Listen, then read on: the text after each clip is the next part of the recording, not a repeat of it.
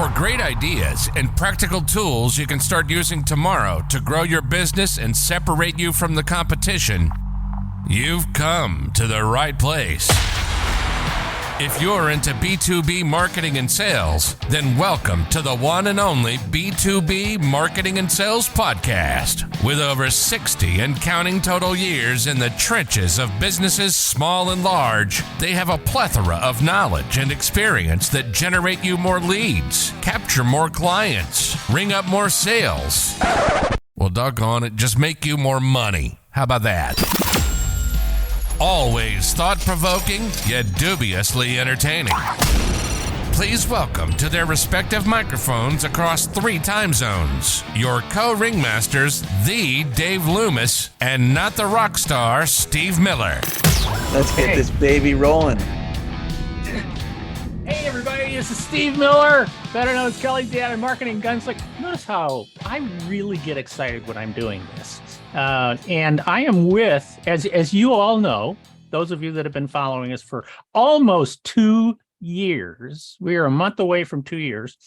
I have got my compadre, Mr. David Mayo Loomis.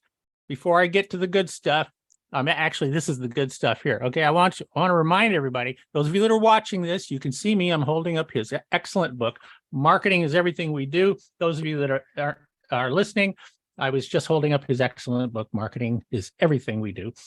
He is also— Thank you. That was marketing that you just did, because marketing is everything we do. So there you go. We do. Hello, everyone.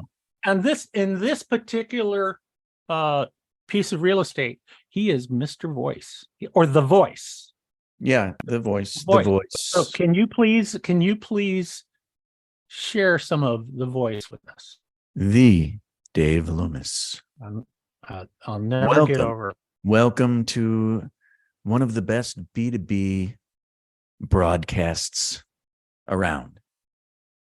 It's the best.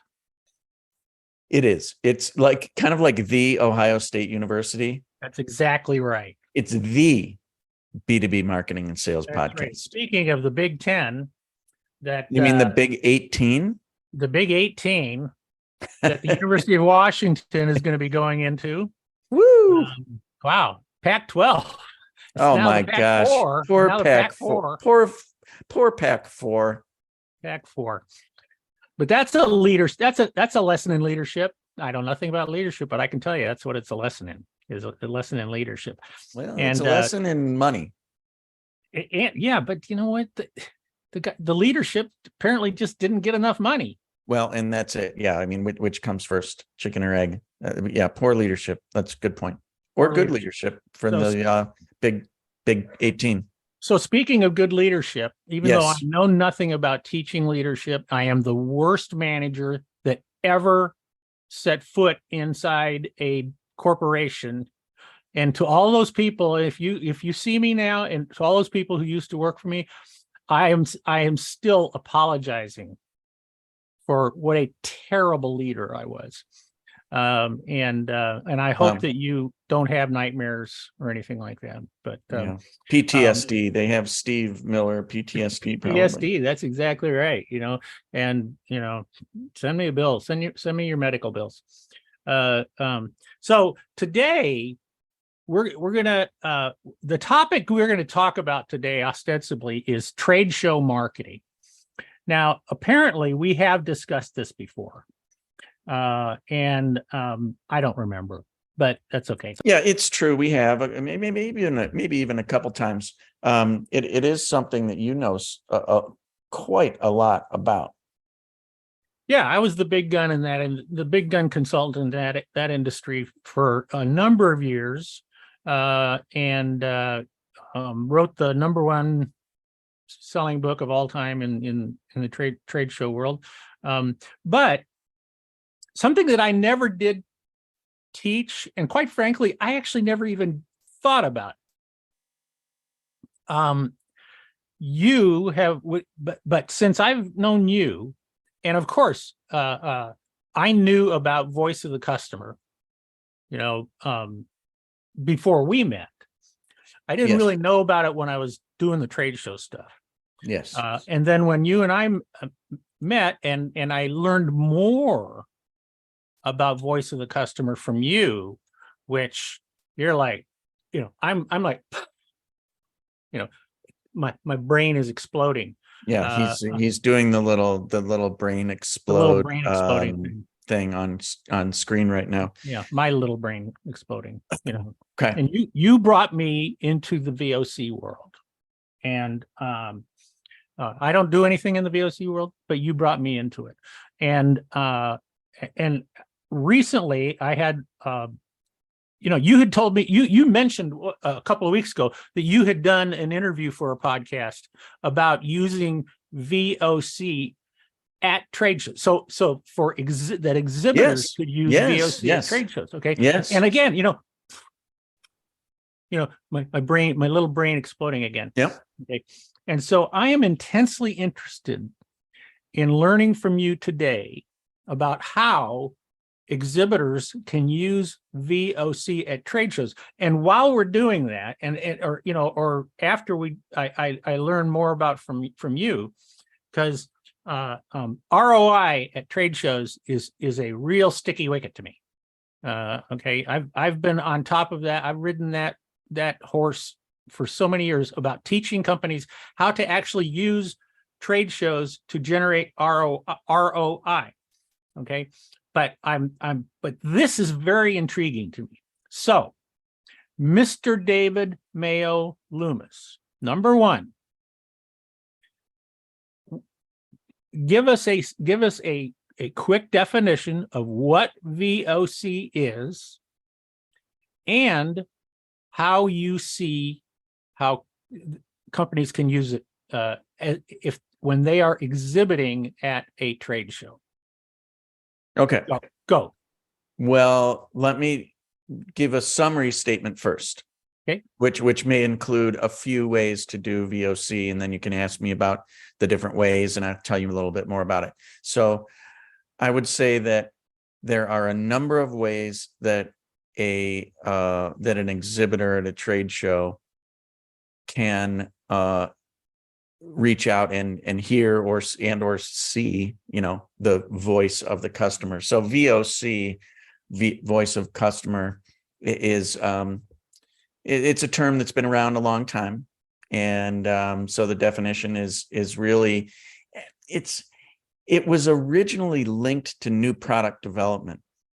That's how VOC came to be, and so innovation areas and R&D and product managers were encouraged to go out and get the voice of the customer, and they would do that sometimes well, sometimes not well.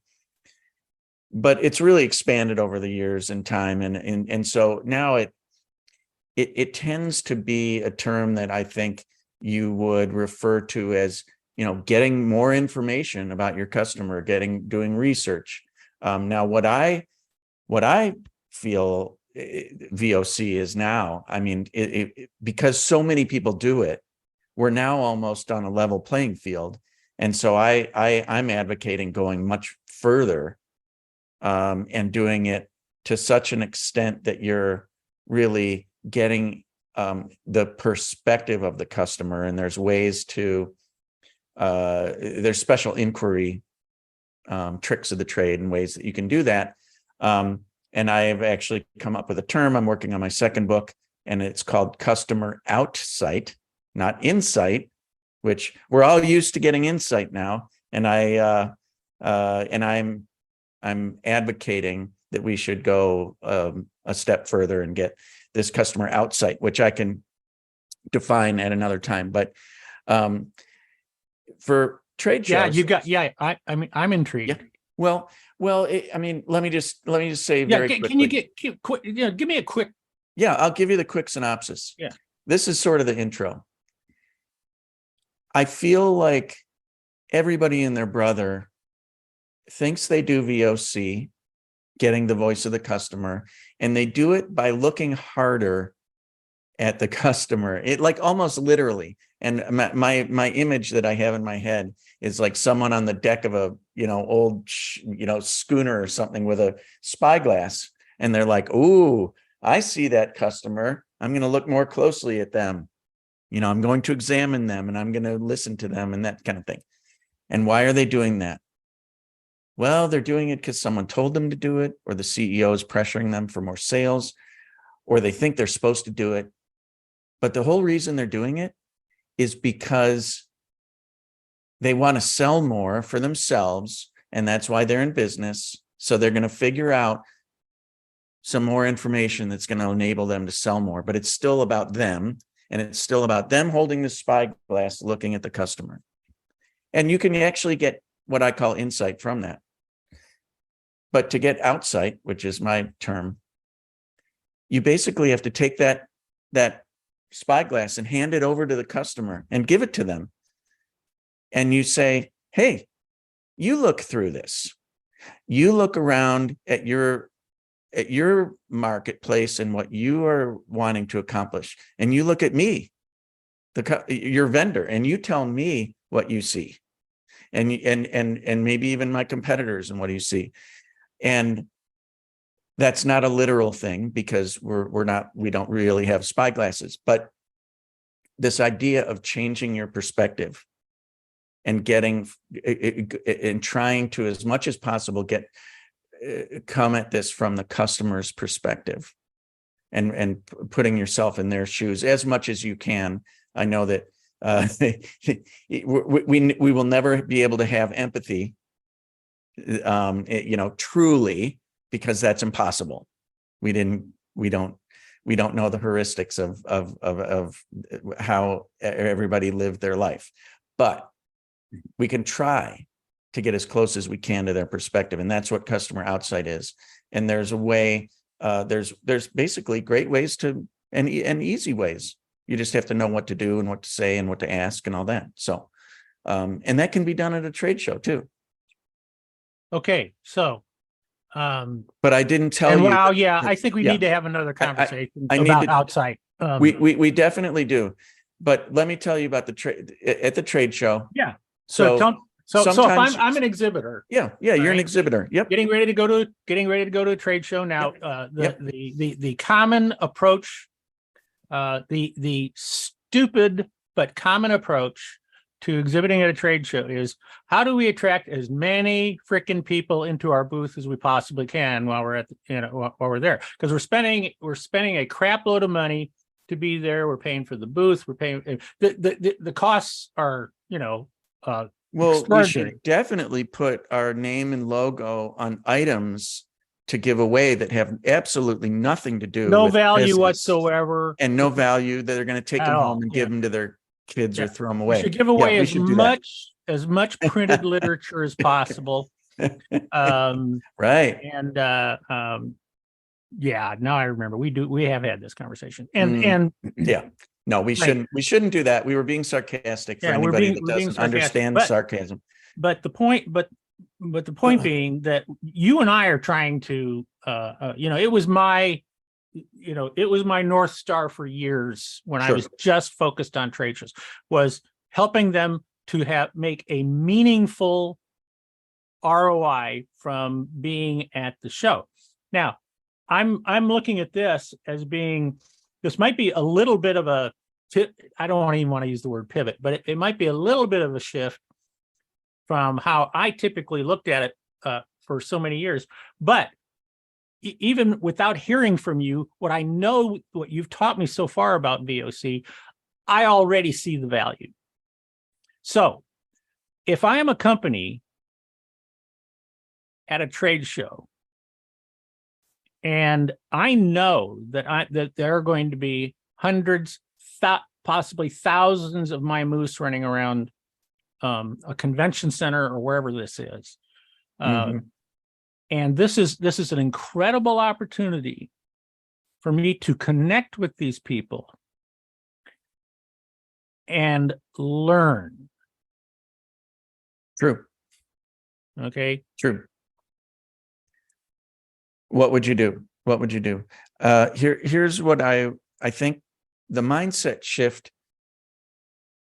involves a couple things. One is we jump immediately in our minds to, okay, I'm in the booth, I'm at the show, what do I do? But it could start a long time before. You're going to be exhibiting. You have time, right?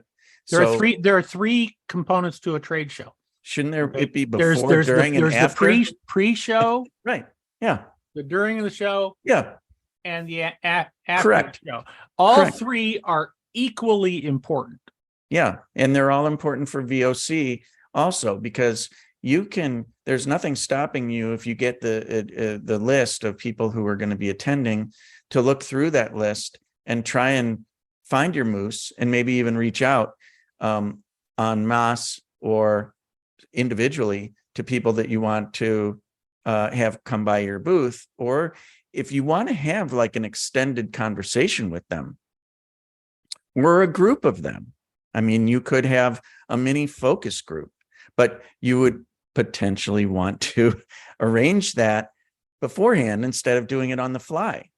I mean, I've heard of people going so far as to renting, out a room, some sort of a lounge at the hotel, and invite people for drinks or food or both, and engaging in a conversation, very intentional conversation, which would be almost more of like a focus group.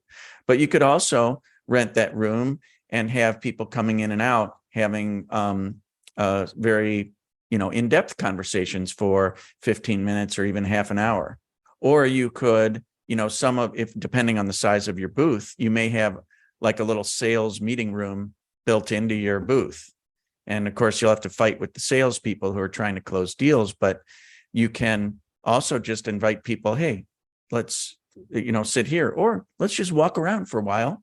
You meet up with me and we'll talk while we're walking. That's okay, so just one part of this. But you just threw a bunch of different Sure did. ideas for that. Okay. Yep. Now you do remind me of like when I was consulting for the National Confectioners Association, and That's a sweet job. It was an awesome association to work with, and the stories I've got for you, what I used to do for the association. You're kind of hinting at right now. You're not even hinting. I mean, you're saying it. What I used to do with the association is when the trade show we finally got this trade show started. I mean, I helped them build it from scratch. There was no trade show. All right. And we built the trade show, and then we and then we would go to the trade show, and then I would contact and with the help of the association, I would contact a number of attendees ahead of time, and I would invite them to a meeting room. Yeah, like a hospitality suite. Well, yeah, where I would be running focus groups. There you go. During the show for the association. But right. So what you're saying is, I mean, this is like I said, do it for your own company. Do it for your own company. Do it for your own company. Yes, most definitely. Most definitely. And so that can be voice of customer or customers plural. So that's one thing. But I like you also you also said, okay, there could be one-on-one. Yep. There can be one to a few, one to many. It can be any length. There's also something else that I call continuous VOC or everyday VOC, where somebody comes into the booth and you're just and this is completely random, so it's not set up, and you're engaging them in conversation. And what's the best way to engage somebody in conversation? Do you immediately jump into, can I show you this list or can I just start talking at you of all the benefits and that kind of thing? Like, I don't even know you. I just saw you, so I'm just going to start. No, the best way to engage somebody is to start asking them questions about themselves and their situation and their context. And if you can do that, there's ways to work voice of customer questions, very important, interesting ones, into that conversation. And they'll never know that they're actually being, sort of, it's not an interrogation, but they don't even know that they're really being questioned for like official voice of customer. You're just asking them about the way they use this product or service or their unmet needs. Okay, so now my understanding of voice of the customer is that when you are having that conversation with somebody or some people, you're not selling anything. Oh, most definitely not. In fact, the best way to ruin voice of customer is to either sell something or to try and solve something. In other words, to help co-create or dream up a new feature or serve, whatever. Because then you're just getting into the weeds of either of those things, and you're probably ended up doing more talking than they are. And but do you think that there might be some type of new animal when it's in a trade show environment where you do have conversation? Because as you said earlier, okay, if somebody comes into your booth, for example, and maybe you've had an appointment with them or something like that, and you set up an appointment for them to come in to have this VOC conversation, and they come in, and then you have salespeople there. Now, look, let's make sure everybody understands that the vast majority of B2B trade shows today are not order writing shows, and that's where the problem started for exhibitors years ago when customers stopped writing orders at trade shows, and it makes it so difficult for you to prove the value of a trade show.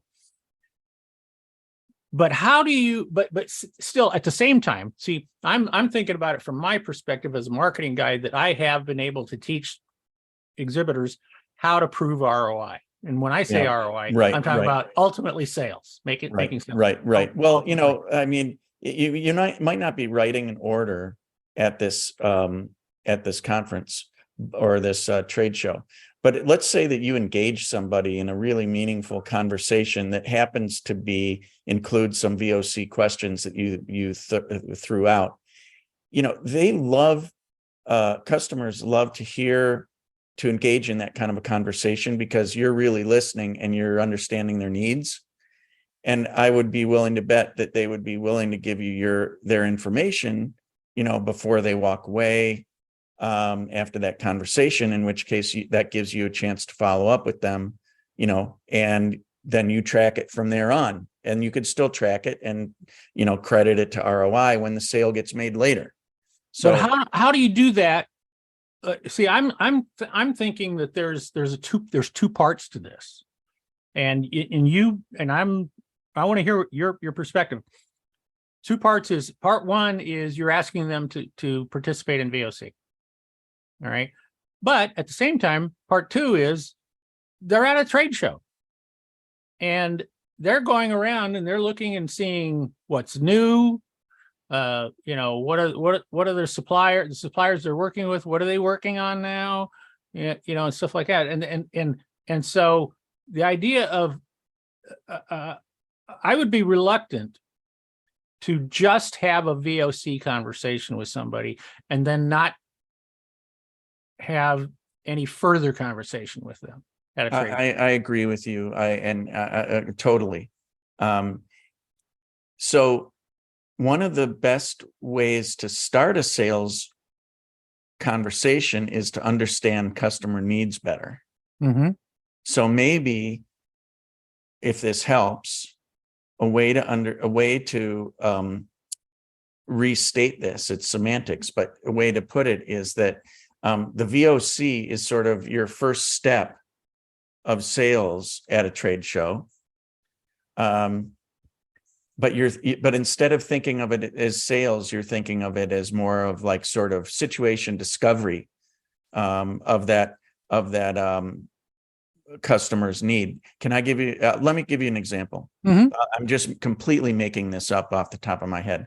Let's say that I'm a trade show. Everything I say comes off the top of my head, so I'm not. It's fine with me. Yeah, or from somewhere else. I don't prepare on your body. I mean, So So let's say I make carts, not motorized, just their carts. These things exist. They're big, heavy carts that have amazing, wheels on them and whatever. And they're made for factories to take parts around from different places, like on lines with Kanban and all that kind of thing. And actually they're sold as like forklift replacements because, you can they're manual carts, but, they work, right? So let's say that I got my trade show set up and I'm selling these, and someone walks by, and, the typical trade show thing is someone's lingering, they're looking, and maybe they say it, or maybe they say, oh, what are these? Which is your opening, obviously. Right. And you're like, oh, well, these are factory carts.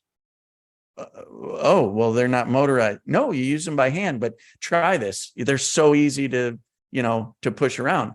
Mm-hmm. Why would I use those? And so instead of going to your sales pitch, spend a few minutes just asking them. So let me just first ask about your business. What business are you in? Well, we got this factory, make these light bulbs, these LED things, and whatever. Oh, okay, that's interesting. Now, do you have different stations on the? You ask them these, and you say, well, what challenges are you having with getting parts, from wherever they come in, or the storage to the line where they need to be used? That's an open-ended question, and that's the perfect VOC question. How do you do it? What challenges are you having? Oh, well, the stuff is really heavy, which is why we use forklifts for them right now. Oh, really? Okay. So you want to, for sure, you want to minimize, you want to maximize your ability to, carry heavy weights. Mm-hmm. Oh, yes, definitely. Okay. What other challenges are you having? Well, when we, I get the labor rates, for people that drive these forklift trucks, they're horrendous. And the cost of the forklift truck, and not to mention charging the batteries of the forklift truck, it's like, oh, okay, well, let's pick that apart. And basically you create these sort of outcome statements. You figure out as they're talking about, you're defining their needs in these almost outcome statement format. And when they give you like even an idea, like customers love to give you ideas, like, I wish I had this. And instead of saying, oh, tell me more about your idea, let's draw that up. You say, how would that help you? What would that do for you? Because really what you want to know is what's behind that idea that they just threw out. And you say, oh, okay. So the reason you came up with that idea is because you want to be able to hit an emergency stop button and everything freezes for safety reasons. Is that what you're saying? You want to minimize time required to stop the vehicle when there's a pedestrian or there's an obstruction? Yes, definitely. Okay, I understand. That's VOC. That literally is VOC. Now, can you take that at a trade show and then keep going? But that's my point. Yes, you can. Yes, you can. Is that like I originally said, my understanding of VOC is there is no sales involved. Okay, but and there's no, you're not saying like, oh, I have a solution for that, or blah blah blah blah. Okay, you're not. But at a trade show, it's sitting right there. We might need to kind of do a little. It's sitting right there. Do both, but not simultaneously. First, think about VOC as like a separate discovery, and as much time as you'll have to play it by ear a little bit, and then that's great, because then the customer's situation and you can put two and two together. Yeah. And you don't sound like a cheap, sleazy salesperson. You sound like a solution person. That's what you should be. That's kind of my point of whereas I'm saying that, for years I was, and I still have the philosophy of helping companies who exhibit at trade shows to have meaningful, measurable, specific results at the show that are directly connected to the path of ultimate sale. Yeah.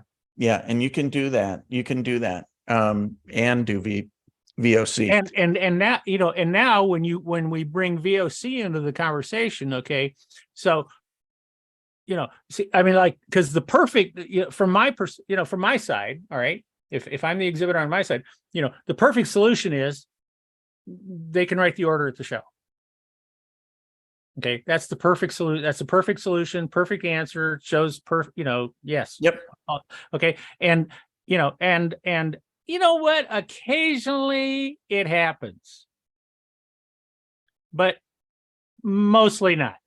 All right. Now we go to the other side where we've got VOC, where in the perfect environment, in the perfect situation for VOC, it's a different environment.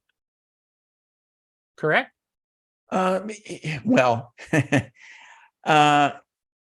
sure. I mean, yes, there's an ideal sort of situation. I've always been the kind of person where I flex off of that because I'm like hey, make it happen however you can make it happen. If you are on a construction site and you're looking into power cordless drills that subcontractors use, you're not going to get them to, excuse me, I have this like portable conference room attached to my truck. Right. Would you please take time off of work and the site and come over to this conference room, and I'm going to project something on the wall and blah, blah, blah.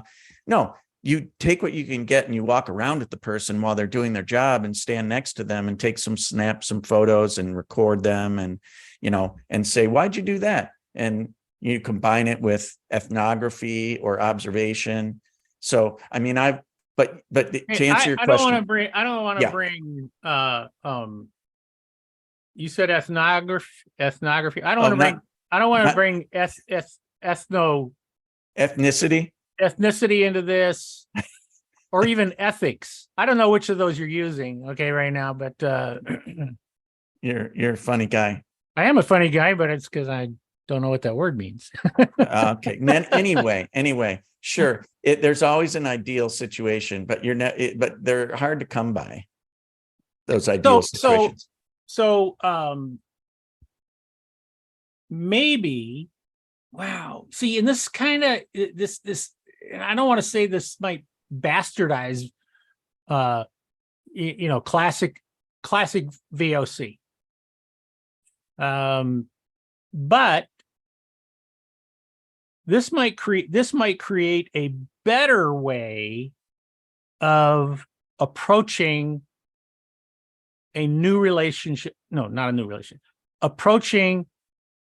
Creating a new relationship or enhancing a current relationship with a prospect or a customer, whoever it is. Right? Yes, I agree with you. And I'm not a classicist. I'm like, I loved it when you said flex. Yeah, you gotta flex off of, you've got to take what you can get and be creative and improvise. Now, improvisation is hard when you don't know how to do the basics, right? So, for instance, like a jazz pianist knows how to play something like beautifully. It's not like they're just like improving from nothing. Or Jackson Pollock, who threw stuff on a paint. He could draw some photorealistic thing. He was an artist. But you got to know the basics to be able to improv off of it. I agree with you completely. And we should talk about this more because I think this is a very, very unique and possibly new tool that we can create for people. Did you notice how I actually just used classic improv? Oh, yes, I did. You didn't notice it. You didn't. I did too. Oh, I thought of it because in improv, you don't say no. You always say yes. I agree with you. You always say, I agree with you. And yes. So I love improv. can I throw a wrench in? Oh, so it's not really a wrench. I agree that wrenches should be thrown in. It's really an enhancement, but I'll do this to confuse. Yeah, do it. Yeah, bring it on, boy. Bring it on, kid. So I feel like young fella. The C in voice of customer, everybody, obviously it stands for customer in VOC, but it can be a lot of things. It can be a prospect. You said that, right? It doesn't have to be your actual customer already. It can be a prospect. That's right. It can be a former customer, right? So somebody that you used to work with, you haven't seen them in a long time and you want them back. It can be a competitor. And all right. You need to fill in the blanks on that one. Voice of competitor. Yeah. How do you do that at a trade show? Well, how do you do that? You walk around. Sometimes you sort of even know your competitors, or you've socialized with them, or you're sort of friendly. If you don't know your competitors, then you're already out of business. Exactly. So, and maybe you got a new person that, that doesn't know everybody, and they can walk around and do a little scouting for you and learn some things. I mean, hey, yeah. I'm just saying the reality. I hear you. Yeah, I'm saying the reality. I know all the stuff. Of course you do. So, but there's also voice of channels that starts with a C also. Ooh. Distribution channels. Aren't there some distributors at that you might be selling through that are at the show? Now they might have their own booth, but that shouldn't stop you from going and setting an appointment, or maybe even just talking to them on the side, or, taking the time to meet with them to get voice of channel. So anyway, my point is I have a pretty broad definition of what Please don't use the word broad in our podcast. Okay. Let's use something that's a little more appropriate. Okay. All my pronouns from now on, it's going to be they. They. So even when you talk about me, well, especially they. Yeah. I don't even know how to do that. All right. So, what other questions do you have? You know what? You know what? I've got to tell you, man. I wish everybody was watching this, because my brain is just like, is exploding right now, because I think that we can see. I think that a lot of companies feel like they sort of do that. I think a lot of salespeople feel like they sort of do that. I think that